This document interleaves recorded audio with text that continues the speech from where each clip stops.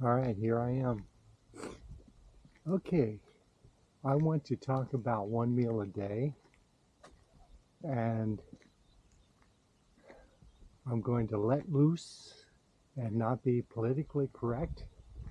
And I'm going to say some stuff that most people will disagree with, but here goes. First of all, one meal a day is pretty much old hat. Everybody knows about it. Intermittent fasting, one meal a day. So it's something that I've heard of for a long time, and I just never really paid any attention to it. And so now I've been doing it for the past week, and you know how long it took for me to tell the difference? The first day. Girls, come here. Girls, girls, come. Come on. This way, this way, this way, girls, this way.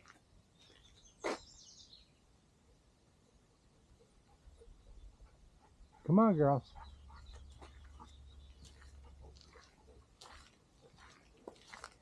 And I used to fast 25 years ago when no one basically ever heard of fasting, or may have heard of it, but in practicality, to do it in one's real life, one's all life, was looked upon as being fairly ridiculous, at least in American culture. The idea of going a week, 2 weeks, a month without food, just drinking water, it's like, are you crazy? And of course, a lot of people feel that way now. But in my humble opinion, the best thing one can do for the human body is to go without food and just drink water and rest. As an aside, let me throw in the #1 fasting place in the United States is called True North, up in central Northern California, Santa Rosa area, I believe. And it's run by a guy named Alan Goldhammer. So I've heard about the one meal a day, and I thought, okay, that's a really good idea. But for some reason, I never applied it in my life. And I know fasting is good for me, and I would say, okay, let me fast a day.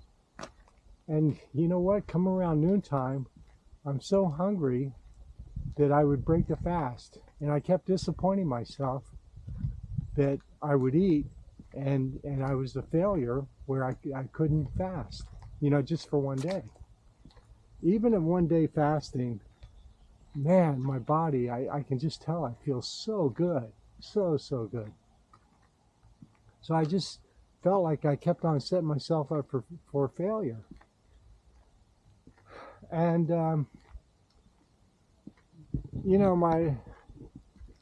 my life is pretty much where I try to eat a good diet, but then, evening creeps around and it's like, okay, let's have a bowl of chips or an ice cream sandwich. Oh, while we're at it, throw in some cheese popcorn. Oh God, and before long, those calories are just pouring on, and you just go and you go. And the weight started creeping up. So this fasting thing, this one meal a day, I tell you, I eat to satiation, and I'm eating around noontime, and that's it. So probably an hour and a half window, 2 hour, and then sometimes in the morning, I'll make a smoothie: bananas, strawberries, pineapple, my rice milk, and chocolate cacao powder, and I make a beautiful smoothie with that.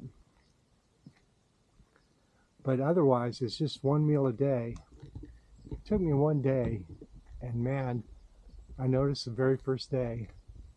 And now I've been doing it for, almost a week.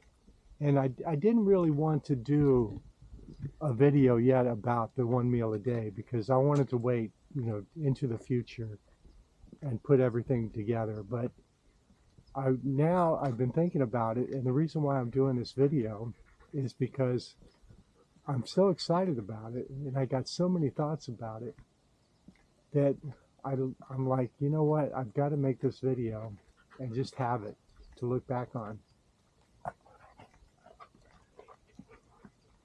And 1 meal a day, even that sounds extreme, I believe, in our society, in our culture. But yet, a lot of people probably do it every day around the world. For us, the idea is 3 squares a day.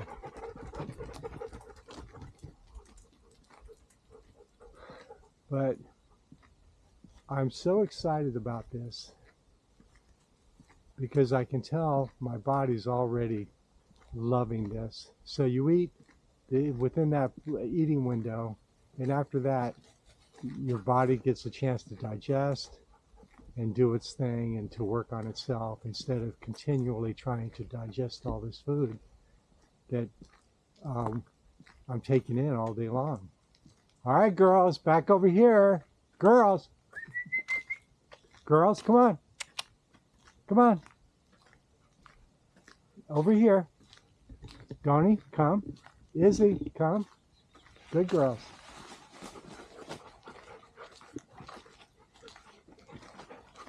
All right.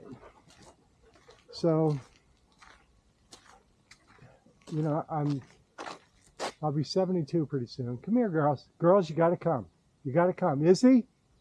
Izzy, come on. Come on. Good girls. Good girl. Come on, Bobo. Come on. Izzy, stay in here. Okay, good girls. So, I'm older now, and you think you can't make discoveries in your life. And for me, this is a personal discovery, this 1 meal a day. And I got to tell you, I'm over the moon with this. I can't believe that I've known about it, but I just never paid attention to it. I'm like, okay, that's good, but I just never applied it in my life. And I'm just so excited about it.